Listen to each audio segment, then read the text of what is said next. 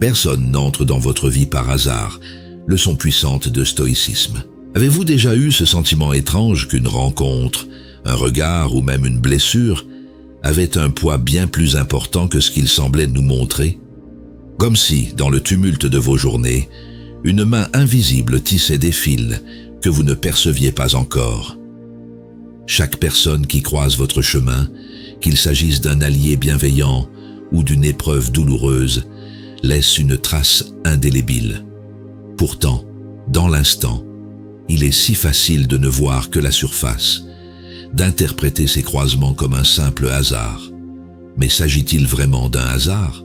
Ou bien chaque âme qui croise votre chemin est-elle porteuse d'un message, d'une leçon, d'un rappel profond? J'ai souvent été désemparé face à ces rencontres. Pourquoi cette personne a-t-elle illuminé ma vie pour ensuite disparaître? Pourquoi cette trahison, cette absence? Ces questions me hantaient, me tiraient vers le doute. Jusqu'au jour où la sagesse stoïcienne m'a soufflé cette vérité. Ce qui arrive dans nos vies n'est jamais accidentel. Même les moments les plus sombres contiennent des étincelles de sens, si nous savons les reconnaître. Dans cette quête de compréhension, j'ai appris que les rencontres, bonnes ou mauvaises, sont des miroirs tendus à notre âme. Elles nous montrent ce que nous refusons de voir, elles réveillent des forces que nous ne soupçonnons pas et elles nous poussent à grandir là où nous aurions préféré stagner. Aujourd'hui, je souhaite partager avec vous ces leçons stoïciennes. Ensemble, nous allons explorer les raisons pour lesquelles personne n'entre dans votre vie par hasard et comment, même au milieu de la douleur, vous pouvez trouver une nouvelle vie, une raison d'aller de l'avant. Cette vidéo est bien plus qu'un guide, c'est une réflexion profonde sur le sens de vos rencontres et de vos expériences. À la fin, vous découvrirez une vérité essentielle, une clé qui éclaire tout. Pourquoi ces personnes et ces événements ont croisé votre chemin et comment ils peuvent devenir des tremplins pour votre propre épanouissement. Restez donc jusqu'au bout. Et si ce message résonne en vous, likez cette vidéo, abonnez-vous pour poursuivre ce voyage vers la sagesse stoïcienne et partagez vos propres expériences dans les commentaires. Peut-être connaissez-vous quelqu'un qui a besoin d'entendre ces mots. Ensemble, donnons un sens au fil invisible qui relie chaque rencontre, chaque âme et chaque histoire. Commençons notre exploration avec le premier chapitre, les âmes qui nous apprennent à nous accepter tels que nous sommes.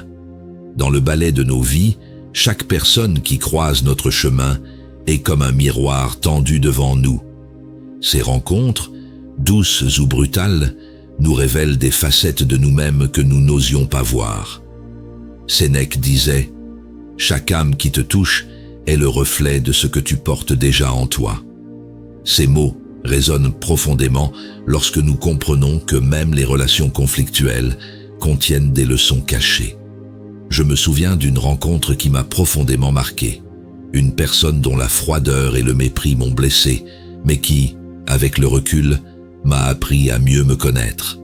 En elle, j'ai vu mes propres doutes, mes propres blessures projetées.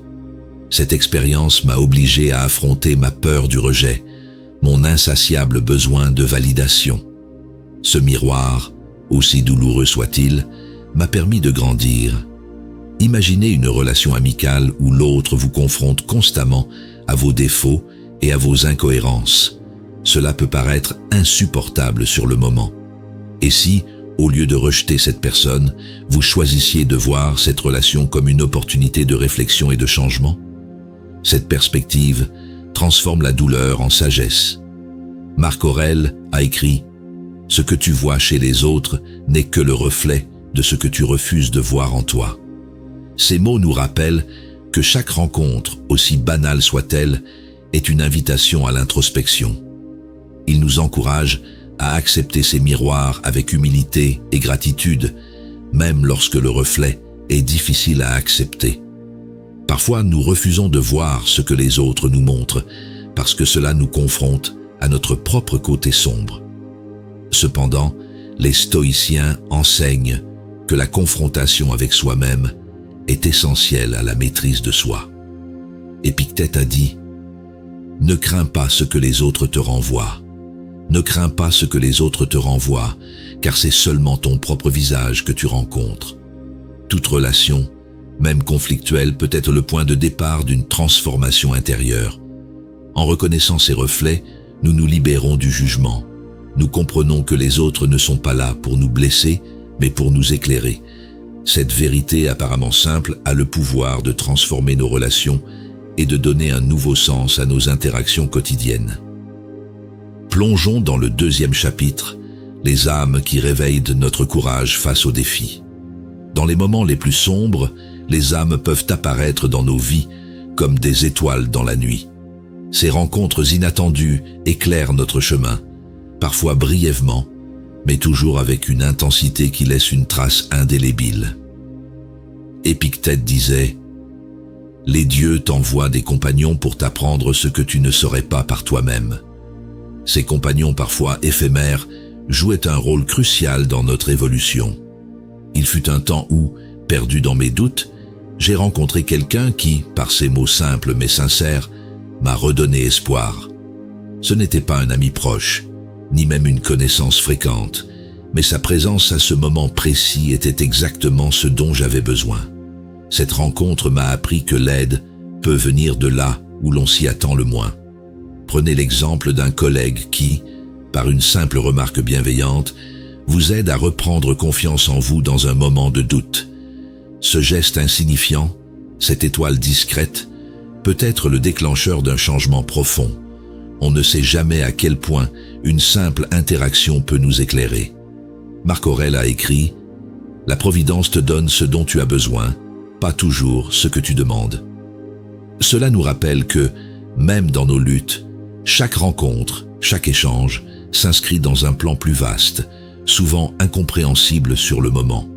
Ces âmes croisées agissent parfois comme des révélations. Elles nous permettent de retrouver une force intérieure que nous pensions avoir perdue. Sénèque disait « L'âme s'éclaire au contact de ceux qui brillent d'une lumière sincère. » Cette lumière, même fugace, nous guide bien au-delà de l'instant présent. Ces éclats d'étoiles ne restent pas toujours dans nos vies. Elles disparaissent parfois aussi vite qu'elles sont venues, mais leur lumière continue à briller en nous, à nous guider, à nous réchauffer dans les moments d'incertitude. Approfondissons maintenant le 3e chapitre, les épreuves humaines comme guides invisibles. Toutes les rencontres ne sont pas douces. Certaines sont de véritables épreuves, des confrontations qui bousculent nos certitudes et ébranlent notre sérénité. Mais les stoïciens nous enseignent que même ces épreuves ont une raison d'être. Comme le disait Sénèque, l'adversité est le maître le plus exigeant, mais le plus sage. Les personnes qui semblent nous donner du fil à retordre sont souvent les plus grands maîtres de notre vie. Je me souviens d'une relation difficile avec une personne qui semblait constamment vouloir me rabaisser. Au début, je me suis senti en colère et frustré, mais avec le temps, j'ai compris que cette épreuve m'avait appris la patience, la résilience et surtout à ne pas laisser les jugements des autres définir ma valeur.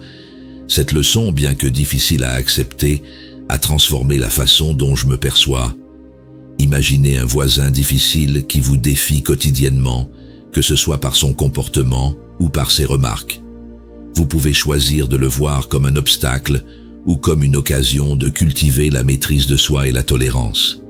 C'est dans ces moments-là que se forge un caractère fort. Épictète a dit « L'homme qui te met à l'épreuve est l'homme qui t'élève ».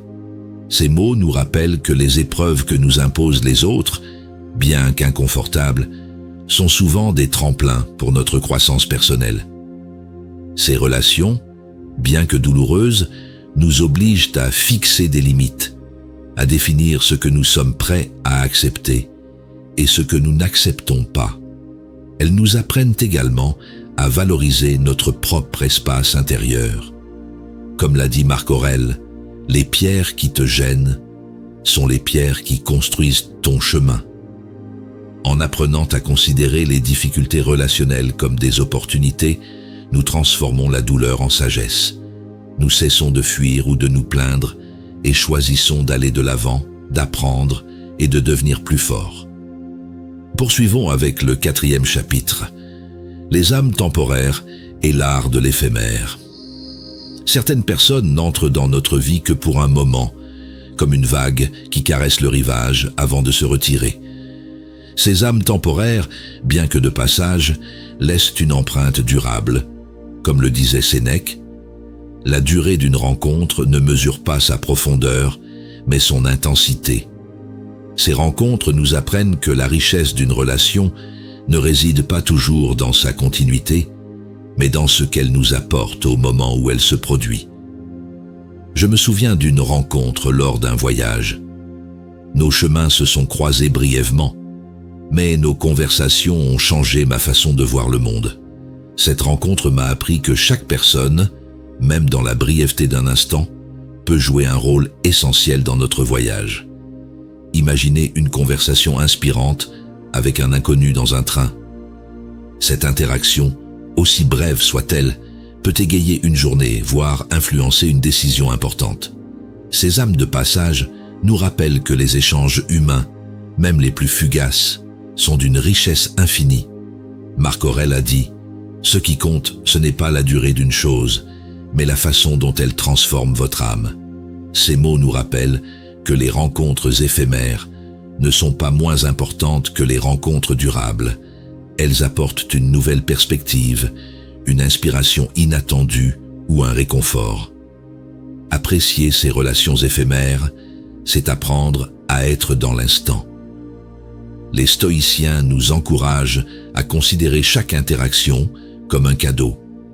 Comme l'a dit Épictète, ne vous lamentez pas sur ce qui passe, mais réjouissez-vous de ce que vous avez reçu. Cette gratitude transforme les adieux en leçons de vie. Ces âmes temporaires nous apprennent aussi à lâcher prise. Elles nous rappellent que tout est en mouvement dans la vie et que chaque moment partagé, aussi bref soit-il, peut enrichir notre existence de manière inestimable. Découvrons ensemble le 5e chapitre, les relations conflictuelles, des maîtres déguisés. Les relations difficiles sont souvent les plus instructives. Les personnes qui nous mettent à l'épreuve, qui provoquent frustration ou colère, sont parfois les enseignants les plus exigeants de notre vie. Épictète a dit « Ne cherchez pas à échapper à l'adversité d'autrui, ne cherche pas à échapper à l'adversité des autres, car elle est l'éclat dans lequel brille ta patience. » Ces conflits, bien que désagréables, sont des tremplins pour notre développement personnel. J'ai traversé une période où une relation tendue avec un collègue mettait constamment ma patience à l'épreuve. Ces critiques, bien que sévères, m'ont obligé à travailler sur ma capacité à écouter sans réagir, à trouver des solutions plutôt que d'alimenter la discorde. Ce défi, bien que difficile, m'a appris à rester calme face à l'adversité. Prenons l'exemple d'un voisin bruyant qui semble ignorer vos demandes répétées de calme. Cette situation, bien que frustrante, peut devenir une occasion d'apprendre à communiquer avec assurance, à fixer des limites tout en restant respectueux. Marc Aurèle a dit « Ce qui vous irrite chez les autres est une occasion pour vous de grandir. » Ces mots nous rappellent que les conflits ne sont pas là pour nous détruire, mais pour nous renforcer. Ils révèlent nos faiblesses et nous donnent l'occasion de les transformer en force. Les relations conflictuelles nous apprennent également à accepter l'imperfection des autres. Comme le disait Sénèque, pardonner les faiblesses d'autrui, c'est apprendre à accepter les siennes. Chaque confrontation, lorsqu'elle est abordée avec sagesse, devient une leçon sur nous-mêmes. En fin de compte, ces relations difficiles nous rappellent que nous avons toujours le choix de nos réactions. En cultivant la patience et la compréhension, nous transformons ces défis en occasion de développer notre caractère. Éclairons le 6e chapitre. Les rencontres qui révèlent nos passions enfouies. Certaines personnes entrent dans notre vie pour réveiller des aspirations que nous avions oubliées ou négligées. Ces âmes agissent comme des catalyseurs, ravivant des rêves enfouis sous le poids des responsabilités et des doutes. Comme le disait Sénèque, « Celui qui croise ton chemin pour ranimer ta flamme est un allié que le destin t'envoie. » Ces rencontres nous poussent à explorer des parties de nous-mêmes que nous avions mises de côté. Je me souviens d'un mentor dont la passion et le dévouement m'ont incité à reprendre l'écriture, une activité que j'avais abandonnée des années auparavant. Il ne m'a pas seulement encouragé, il m'a rappelé qui j'étais avant que la routine ne m'éloigne de mes aspirations. Imaginez un ami qui, par son enthousiasme pour un projet, vous invite à y participer et ravive en vous une passion oubliée. Ces moments nous rappellent que nos rêves ne sont jamais vraiment éteints. Ils ne demandent qu'à être ravivés par la bonne rencontre. Marc Aurèle a dit « Réveillez-vous chaque jour comme si vous aviez une mission à accomplir. Réveille-toi chaque jour comme si tu avais une mission à accomplir. » Ces mots nous encouragent à utiliser ces rencontres comme des points de départ pour nous reconnecter à nos vérités les plus profondes. Ces relations nous montrent également que nous sommes plus riches que nous ne le pensons. Épictète a dit « Ce que vous négligez en vous-même est souvent ce que les autres viennent vous rappeler. » En prenant conscience de cela, nous pouvons commencer à cultiver ces passions avec gratitude. Ces âmes qui ravivent nos passions ne restent pas toujours dans nos vies, mais leur impact est durable. Elles nous rappellent que nous sommes toujours capables de créer, d'innover et de transformer. Clôturons cette réflexion avec le 7e chapitre, les âmes qui nous enseignent l'amour véritable. Certaines rencontres transforment notre perception de l'amour. Par leur authenticité, leur patience et leur générosité, ces âmes nous apprennent ce que signifie vraiment aimer et être aimé. Sénèque disait « Le véritable amour n'attend rien, mais donne tout. » Ces relations nous enseignent que l'amour ne se mesure pas à ce que nous recevons, mais à ce que nous partageons. Il y a eu une personne dans ma vie qui, sans jamais rien demander en retour, m'a montré ce qu'était l'amour désintéressé. Sa présence, son écoute et sa gentillesse m'ont appris que le véritable amour ne consiste pas à posséder, mais à enrichir. Imaginez une relation dans laquelle vous apprenez à donner sans attendre, à apprécier l'autre pour ce qu'il est, et non pour ce qu'il peut vous apporter. Ce type d'amour, rare et précieux, nous pousse à grandir et à devenir de meilleures personnes. Marc Aurèle a dit « L'amour est l'harmonie entre deux âmes qui se reconnaissent. » Ces mots nous rappellent que les relations authentiques ne cherchent pas à combler un vide, mais à célébrer une union. Ces âmes nous enseignent également l'importance de l'amour de soi. Épictète disait « Celui qui s'aime sincèrement apprend aussi à aimer profondément les autres. » Lorsque nous apprenons à nous accepter nous-mêmes, nous devenons capables de construire des relations basées sur la confiance et le respect mutuel. Ces rencontres ne sont pas fréquentes, mais elles changent à jamais notre vision de l'amour et des relations humaines. Ce sont des cadeaux du destin, des enseignements qui enrichissent notre vie de manière inestimable. Explorons maintenant le 8e chapitre, les âmes qui nous apprennent la résilience face aux pertes. Si certaines âmes ne font que passer dans nos vies, elles y laissent des traces indélébiles. Elles viennent nous enseigner l'art de la résilience face à l'inévitable, la perte. Qu'il s'agisse de la fin d'une relation, d'une amitié qui s'estompe ou même d'un départ définitif, ces expériences nous confrontent à la réalité de l'éphémère. Épictète disait « Ce que tu perds ne t'a jamais vraiment appartenu, mais ce que tu en fais est éternel. » Ces mots résonnent avec une vérité universelle. Nous ne pouvons pas posséder les autres, mais nous pouvons apprécier ce qu'ils ont laissé en nous. Je me souviens d'une relation qui semblait être le centre de mon univers. Lorsqu'elle s'est terminée, j'ai ressenti un vide immense, comme si une partie de moi avait disparu. Mais en acceptant cette douleur, j'ai découvert une force intérieure insoupçonnée. Chaque moment passé avec cette personne était une leçon, un miroir qui m'aidait à mieux comprendre qui j'étais. La perte a certes été douloureuse, mais elle m'a appris à me reconstruire, à ne pas chercher des fragments de moi chez les autres, mais à me trouver entièrement en moi-même. Imaginez qu'un collègue quitte votre équipe ou qu'un ami décide de s'éloigner. Il se peut que vous vous sentiez injustement traité ou abandonné, mais si vous transformez cette expérience en une occasion de réfléchir, vous constaterez que chaque départ est aussi un début.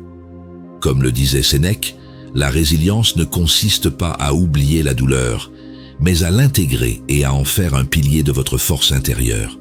Cette idée peut également s'appliquer aux souvenirs que ces âmes laissent derrière elles. Chaque sourire partagé, chaque conversation profonde devient une boussole intérieure, un rappel de ce que nous avons vécu et appris.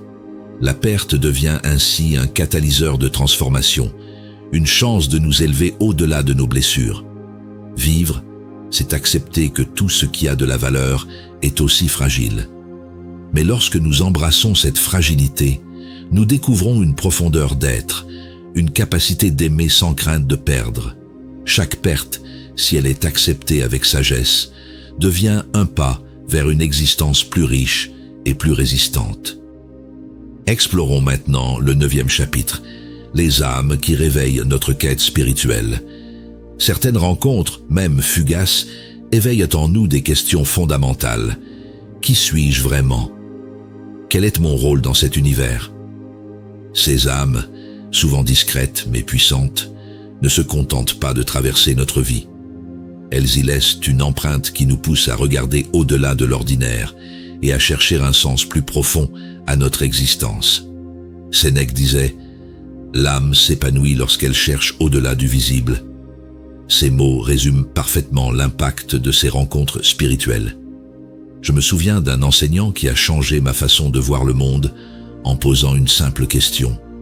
Et si ce que tu cherches à l'extérieur était déjà en toi? Cette question était certes inconfortable, mais elle a été le point de départ d'un voyage vers l'intérieur. Elle m'a amené à explorer mes croyances, mes valeurs et ma place dans l'univers. Cet éveil n'a pas été immédiat, mais chaque réflexion m'a rapproché d'une paix que je ne soupçonnais pas. Prenons un exemple concret. Une conversation inattendue avec un inconnu qui partage une histoire personnelle ou une perspective inhabituelle. De tels moments, même s'ils sont fugaces, peuvent ébranler nos certitudes et nous inviter à explorer de nouvelles dimensions de la pensée. Ils agissent comme des éclats de lumière dans l'obscurité de nos routines et nous rappellent que la vie est plus grande que ce que nous percevons. Des stoïciens comme Épictète nous enseignent que la quête de la sagesse est une forme de liberté. Chaque rencontre qui éveille cette quête en nous devient une bénédiction, un guide sur notre chemin spirituel. Ces âmes ne viennent pas pour nous donner des réponses, mais pour nous encourager à poser les bonnes questions. Lorsque nous permettons à ces âmes d'allumer une étincelle en nous, nous découvrons que la spiritualité n'est pas un refuge, mais une force motrice. Elle nous pousse à agir avec intégrité, à rechercher la vérité et à mener une vie centrée sur nos valeurs les plus profondes. Ces rencontres sont des cadeaux et des invitations à devenir la meilleure version de nous-mêmes. Il est fascinant de voir comment les rencontres que nous faisons, volontairement ou par hasard, façonnent la personne que nous devenons. Ces âmes croisées, qu'elles soient porteuses de joie, de leçons douloureuses ou de révélations inattendues, ne sont jamais le fruit du hasard. Chacune laisse une empreinte, un écho subtil qui résonne bien au-delà de son parcours. Si nous avons parcouru ce chemin ensemble, c'est pour vous rappeler que rien n'est laissé au hasard. Ces liens, même les plus insignifiants en apparence, contribuent à l'étoffe dont notre être est fait. Parfois, nous avons du mal à voir la lumière dans des relations tumultueuses ou des départs inattendus. Mais avec le recul, la douleur s'estompe et laisse place à une lucidité apaisante. Les enseignements stoïciens nous invitent à accepter ces interactions comme la pierre angulaire de notre développement personnel. Ce n'est pas un chemin facile, mais c'est un chemin plein de sens, où chaque rencontre devient une occasion de mieux nous comprendre et de mieux comprendre le monde. Pensez aux âmes qui ont touché votre vie au moment où vous avez ressenti un changement, une ouverture. Peut-être qu'une personne vous a poussé à explorer vos passions ou qu'une autre vous a confronté à vos propres faiblesses pour vous aider à les surmonter. Si vous acceptez ces expériences avec gratitude et sagesse, vous commencerez à construire une vie empreinte de sérénité dans laquelle chaque relation, bonne ou mauvaise, deviendra une pierre précieuse dans le grand édifice de votre existence. Si ces réflexions se sont reflétées en vous, je vous invite à poursuivre ce voyage. Aimez cette vidéo pour renforcer son message. Abonnez-vous pour continuer à explorer ensemble ces précieuses leçons de vie et partagez vos expériences dans les commentaires. Votre voix peut être une lumière pour quelqu'un d'autre. N'oubliez pas non plus de transmettre cette vidéo à une personne qui pourrait avoir besoin d'entendre ces mots. Ensemble, nous pouvons construire un espace dans lequel chaque âme qui traverse notre vie trouve la reconnaissance qu'elle mérite.